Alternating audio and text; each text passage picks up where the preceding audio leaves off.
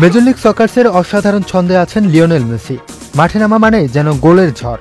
New England রেভলিউশনের বিপক্ষে তার ব্যতিক্রম হয়নি। জোড়া গোল করে দলকে এনে দিয়েছেন 2-1 গোলের জয়। সঙ্গে গড়েছেন এক অনন্য রেকর্ড। এই ম্যাচে ইতিহাসে গড়েছেন মেসি। MLS এর তিনিই প্রথম ফুটবলার যিনি টানা 4 ম্যাচে করেছেন একাধিক গোল। এ পর্যন্ত লিগের গোলদাতা তালিকায় মেসির অবস্থান এখন দ্বিতীয়। তার গোল সংখ্যা 15 ম্যাচে 14টি। তালিকার শীর্ষে থাকা স্ট্রাইকার থেকে মাত্র 2 গোল পিছিয়ে তিনি, তাও আবার 6 ম্যাচ কম খেলে। বান্ডেল থাকলে প্রতি সেনমানিতে টাকা বাঁচবে। বিকাশ সেনমানি বান্ডেল কিনে জিতুন প্রতি লেনদেনে।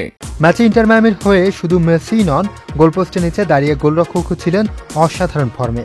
6টি অবিশ্বাস্য সেভ করে তিনি নায়কত্ব দাবি করেন।